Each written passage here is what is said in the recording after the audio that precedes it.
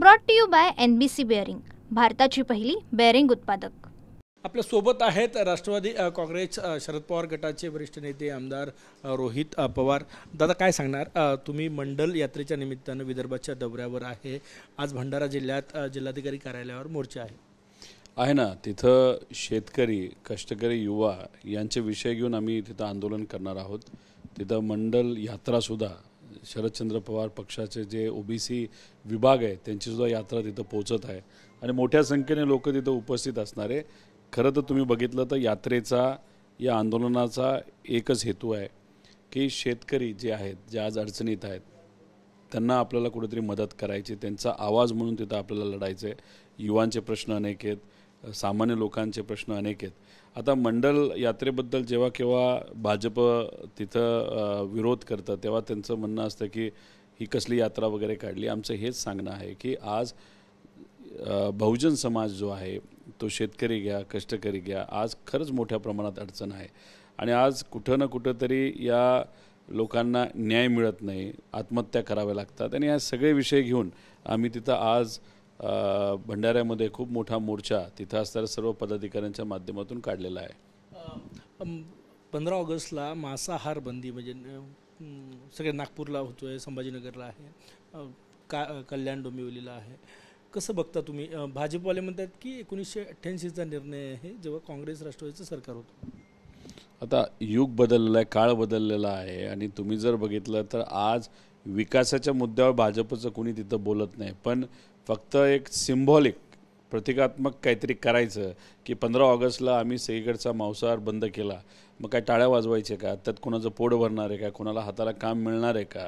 म्हणजे आज प्रश्न काय, शेतकरी आत्महत्या करतोय, तिथं युवांना नोकऱ्या नाही, डिग्री आहे, नोकऱ्या मिळत नाहीत, महिलांवर अत्याचार चालू आहेत, बलात्कार चालू आहेत, या विषयाकडचं लक्ष कुठंतरी विचलित करायचं आणि आम्ही मांसाहार बंद केला या गोष्टीवर टाळ्या वाजवत बसायचं, हा प्रकार भाजपकडनं मोठ्या प्रमाणात केला जातोय। म्हणजे फक्त सिम्बॉलिक, फक्त दिखावा, हे केलं ते केलं, मग त्याची ॲडव्हर्टाईज करायची आणि ह्याच्यावर फक्त आपण राजकीय पोळ्या भाजायचं असं काम हे भाजपकडनं केलं जातं। जितेंद्र आव्हाड म्हटले की 15 ऑगस्टला मी मटणाची किंवा चिकनची पार्टी करेल, तुम्ही सहमत आहे त्याला की नाही? कोणाला जे खायचं खावा ना, कोणाला मटण खायचं खावा, कोणाला शाकाहारी खायचं खावा। तुम्ही पण पार्टीचं काय आयोजन केलं का?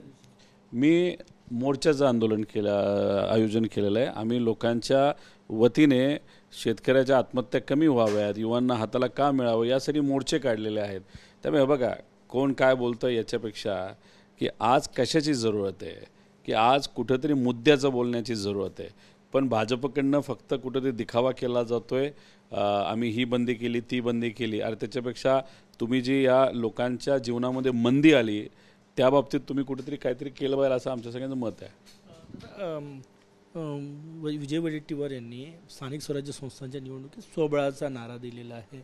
काल पुण्यात ज्या बैठक झाली नाही, सुरुवात जेव्हा केली जाते तेव्हा सर्वच पक्ष स्वबळाचाच नारा करतात, त्यानंतर एकत्रित बसावं लागतं, मग चर्चा करावी लागते, मग नेते सगळे चर्चा करून मग त्या जिल्ह्याच्या विविध पक्षाच्या प्रमुखाशी बोलून मग त्या जिल्ह्यामध्ये कसं आपण लढायचं आहे तो निर्णय तिथं घेतला जातो आणि त्यानंतर मग इलेक्शन होतात। त्यामुळे सुरुवात असल्यामुळे सगळेच म्हणणार की आम्ही स्वबळावर त्या ठिकाणी लढणार।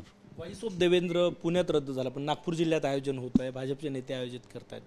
नाही, तुम्ही तुमच्या लेवलला काय करायचं ते करा, कारण तुमचा जो व्हॉइस आहे, या नेत्याचा जो व्हॉइस आहे फक्त भाजपपुरता आहे। आमचं मत होतं की जर युनिव्हर्सिटीच्या माध्यमातून व्हॉइस ऑफ देवेंद्र नाहीतर एका राजकीय भूमिका जर युनिव्हर्सिटी घेत असेल तर आम्ही त्याचं समर्थन करत नाही। आज खऱ्या अर्थाने व्हॉइस ऑफ डेमोक्रेसीची जरूरत आहे। आज लोकशाही कुठेतरी हरवल्यासारखी आहे, तिला पायाखाली तोडवल्यासारखी या सरकारच्या माध्यमातून। तर व्हॉइस ऑफ डेमोक्रेसीपेक्षा जर युनिव्हर्सिटी व्हॉइस ऑफ देवेंद्र घेत असेल तर योग्य नाही आणि युनिव्हर्सिटीली उगाच या गोष्टीत आणि राजकीय भूमिका होत आहे कार्यक्रम व्हॉइस ऑफ देवेंद्र, त्याच्यातही विद्यापीठाचे विद्यार्थी बोलवले जाणार आहे। नाही, विद्यापीठाच्या माध्यमातून केलं जात असेल तर आम्ही विरोध करणार, पण जर कुणी व्यक्तिगत घेत असेल तो त्यांचा विषय आहे। आमचं काय मत आहे, युनिव्हर्सिटीली काय केलं पाहिजे तर क्वालिटीवर लक्ष दिलं पाहिजे, म्हणजे क्वालिटी ऑफ एज्युकेशनवर। आज त्याकडे दुर्लक्ष केलं जातं आहे। आपल्या युनिव्हर्सिटी ज्या पहिल्या 20मध्ये या देशामध्ये येत होत्या, आज त्या 20मध्ये सुद्धा येत नाही अशी आजची परिस्थिती आहे आणि मात्र इथं व्हॉइस ऑफ देवेंद्र यांचा जो फोकस असेल आता हे फक्त सुरुवात आहे। मग काल त्यांना GR मागे घ्यावा लागला, आम्ही जे म्हणतो ते त्यांना मान्य करावं लागलं, पण या महिन्या अखेरीसमध्ये काही युनिव्हर्सिटीज कशा पद्धतीने राजकारण करतात आणि राजकीय भूमिका आज घेतली जाते, नाहीतर राजकीय भूमिका घेण्यासाठी युनिव्हर्सिटीचा वापर कसा केला जातो याचा पर्दाफाश आम्ही करणार आहोत. जरांगे पाटील यांनी एक आरोप केला होता की गोव्याच्या अधिवेशनामध्ये ओबीसींच्या मराठा आंदोलनात हिंसक कारवाया करण्याचा कट रचला गेला. काल परिणय फुके म्हटले की यामागे शरद पवार आहे या आरोपांमागे. हे बघा, तुम्हाला आरोप जर हे करायचे असतील तर तुम्ही जाऊन जरांगे पाटलांनाच विचारा ना. आता ते सामाजिक कार्यकर्ते, ते कुठल्या पक्षाचे आहेत का, ते जे काय बोलतील ते तुम्ही ऐका. आता आमची भूमिका, नाहीतर आमचा तिथं काहीच रोल नसेल तर आम्ही तिथं काय बोलणार. त्यामुळे हे परिणय फुके आणि हे जे भाजपचे लोक आहेत मुद्दामून मराठा विरुद्ध ओबीसी करण्याचा प्रयत्न करतात आणि एक वातावरण कलुषित या राज्यामध्ये झालं पाहिजे असा नेहमी त्यांचा प्रयत्न असतो. ज्यांनी मोर्चा काढलाय, जे विषय पुढे घेऊन चालले, जे समाजकारण करतात त्यांना तो प्रश्न विचारलेला जास्त योग्य ठरू शकतं. सूरज चव्हाणांचे परत फोटो दिसले, अजितदादाच्या पक्षाची यात्रा निघाली त्यामध्ये. कुठली यात्रा त्यांची निघाली? पर्व, अजित पर्व. आता माहीत नाही कुठली यात्रा त्यांनी काढली. त्यात जर सूरज चव्हाण असतील तर मला माहीत नाही. म्हणजे आता त्यावेळेस ज्या पद्धतीने मारहाण केली होती कुठला पक्ष, छावा संघटनेची, त्यानंतर त्यांना निलंबित केलं होतं. कारण का कुठंतरी जोराचा, ताकदीचा, सत्तेचा वापर करून लोकांना मारलं गेलं. ते सुद्धा टी व्हीवर मारलं गेलं, TV समोर मारलं गेलं. आता त्याच्यावर जर त्यांना परत काही एखादं पद दिलं गेलं असेल तर ते नंतरच आपल्याला कळेल. राष्ट्रवादी शरद पवार गट विदर्भात म्हणजे एकत्र होती तेव्हाही विदर्भात मोठे नेते असताना फारशी ताकद तुम्ही निर्माण करू शकलेले नाही. 8पर्यंत जास्तीत जास्त जागा तुमच्या गेल्या वेळेस अत्यंत कमी जागा आल्या. आत्ता काय अमूलाग्र बदल, तुम्ही सगळी नवीन पिढी आहे, काय बदल करणार आहे संघटनेमध्ये? आता तसं 4 वर्षात अजून विधानसभा आणि लोकसभेला, त्यावेळेसच तुम्हाला कळेल. पण त्याची सुरुवात आज तरी करावी लागते. त्यामुळे तुम्ही जर बघितलं असेल तर आम्ही अनेक वेळा विदर्भामध्ये आलेलो आहे, मराठवाड्यात आलेलो आहे, पश्चिम महाराष्ट्राच्या भागामध्ये आम्ही असतोच. पण गेल्या वेळेसच्या तुलनेत यंदा जर आपण बघितलं तर आमचा वावर आमच्या कार्यकर्त्यांबरोबर या भागामध्ये मोठ्या प्रमाणात वाढत असताना तुम्हाला सर्वांना दिसतोय. त्यामुळे कुठं ना कुठंतरी 4 वर्ष अलीकडे आपल्याला सुरुवात करावी लागते. ती सुरुवात आम्ही केलेली आहे. नवीन अध्यक्ष नेमले जाणार, जिल्हा पातळीवर संघटनेत बदल होणार, तरुण रक्ताला संधी दिली जाणार, ते तिथं द्यावीच लागेल ना. काही प्रमाणात बदल होतील जे प्रामाणिक आहेत, पण आता फिरणं त्यांच्याकडनं होत नाही. तर मग त्यांना विश्वासात घेऊन, अनिल देशमुख साहेबांना विश्वासात घेऊन शशिकांत शिंदे साहेब योग्य असा निर्णय येत्या काळामध्ये नक्कीच घेतील. आणि काही जिल्ह्यांमध्ये आपल्याला यंग लोकांना संधी देणं जिल्हा प्रमुख म्हणून नक्कीच अनिवार्य असं मला वाटतं. विदर्भाच्या दृष्टिकोनातून तरी घराणेशाहीचा पक्ष म्हणून तुमच्या पक्षाकडे बघितलं जातं. त्याच्या बाहेर काढणार आहे का राष्ट्रवादीला तुम्ही?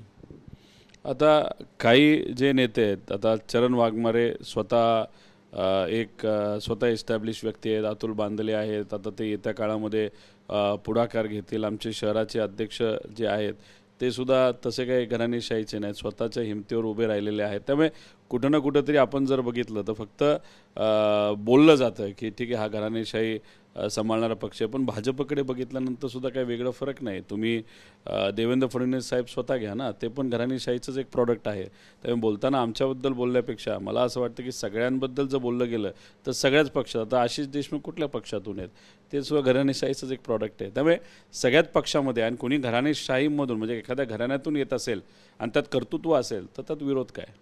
शेवटचे 2 प्रश्न. आदित्य ठाकरे यांनी म्हटलंय की DJ बाबत स्पष्टता यावी मग नवरात्र गणपती उत्सवात, तुमची काय भूमिका आहे? नाही, स्पष्टता आली पाहिजे. आता तुम्ही जर थांबवत असाल तर कुठल्या रूलच्या अंतर्गत थांबवत आहे का, सुप्रीम कोर्ट नाही तर हायकोर्टच्या निर्णयाप्रमाणे तुम्ही थांबवत आहे? आणि मग तो जो कुठला निर्णय असेल तो लोकांना तुम्ही सांगावा आणि मग सगळ्या लोकांना विश्वासात घेऊन मग त्या ठिकाणी तो निर्णय घ्यावा. म्हणजे असं होतं की अचानक ऑन करता अचानक ऑफ करतात. नाही तर बहुतांश प्रशासन काय करतं, आता आम्ही परवानगी देणार नाही. मग हिरो बनण्यासाठी भाजपचा एक नेता येतो, नाहीतर एकनाथ शिंदे साहेबांच्या पक्षाचा नेता येतो, नाही हे होणार नाही, आम्ही होऊन देणार नाही, DJ चालवा.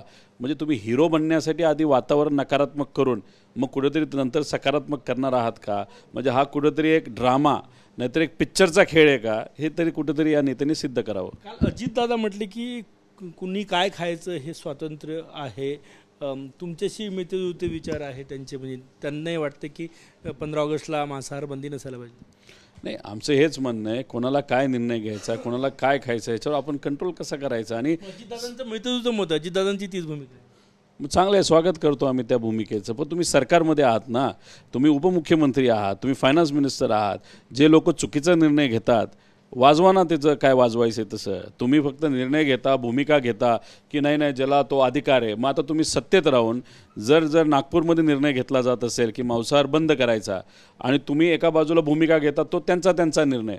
आणि मग पदाचा वापर करून शेकवाना ज्याला शेकवायचं इकडं नागपूरमध्ये की नाही नाही ज्याला खायचे ते खाईल, इथं वेगळा निर्णय, तिथं भूमिका वेगळी. त्यामुळे सत्तेत असून जर तुमचे मित्रपक्ष वेगळी भूमिका घेत असाल आणि भूमिका घेत असताना तुम्ही त्या बाबतीत काहीच करत नसताल, तर मग तुम्ही दिलेलं स्टेटमेंट हे फक्त राजकीय स्टेटमेंट आहे. कुठेही तुम्ही तिथं निर्णायक स्टेटमेंट आहे असं आपण म्हणणार नाही. तुळजापूरमध्ये काल जे आंदोलन झालं त्याच्याबद्दल काय वाटतं? हे बघा, जितेंद्र आव्हाड साहेबांची भूमिका काय आणि आमची भूमिका काय की हिंदू संस्कृतीमध्ये भागवत परंपरेमध्ये स्पर्शाला महत्त्व आहे. तुळजाभवानी आईचं जे मंदिर आहे त्या मंदिरामध्ये आपण जर बघितलं तर छत्रपती शिवाजी महाराजांनी सुद्धा तिथे येऊन नतमस्तक होऊन प्रेरणा घेऊन शक्ती होऊन या देशामध्ये तिथं रयतेचं राज्य उभं केलं. आणि छत्रपती शिवाजी महाराजांचा स्पर्श त्या गाभाऱ्याला त्या मूर्तीला जर झाला असेल, अनेक महामानवांचा स्पर्श तिथं झाला असेल, तर ते तुम्ही गाभारा का तोडायचा आहे, तुम्हाला मूर्ती का हलवायची आहे? त्यामुळे ही जी काही प्रथा आहे नाही तर तो गाभारा आहे तो तसा ठेवून बाकी तुम्हाला बाहेर काय करायचं करा. आव्हाडांच्या विरोधात आंदोलन झालं, ते म्हटले की भवानी मातेच्या विरोधात, म्हणजे मातेच्या विरोधात त्यांनी चुकीची भूमिका घेतली, वक्तव्य केलं, त्यामुळे विरोध झाला काल.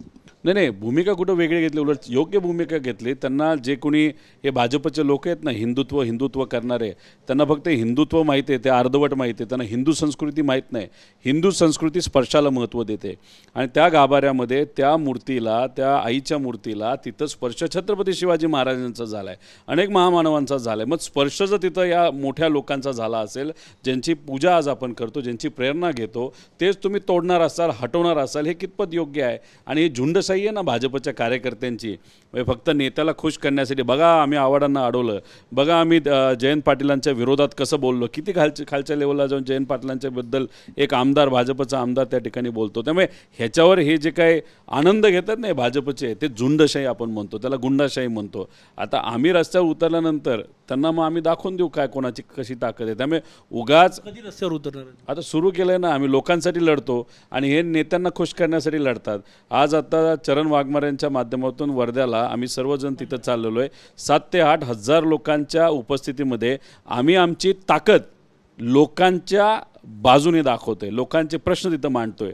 आणि हे झुंडशाही कुठं करत आहेत, तर ते एखाद्या नेत्याला आडवं चालण्यासाठी, नाही तर एखादी त्यांच्या स्वतःच्या नेत्याला खुश करण्यासाठी. हाच तर फरक आहे त्यांच्यात आमच्यात. कॅमेरामॅन सचिन सायांसह Gajanan Umate, TV9 Marathi, Nagpur. Brought to you by NBC bearing, भारताची पहिली बेअरिंग उत्पादक.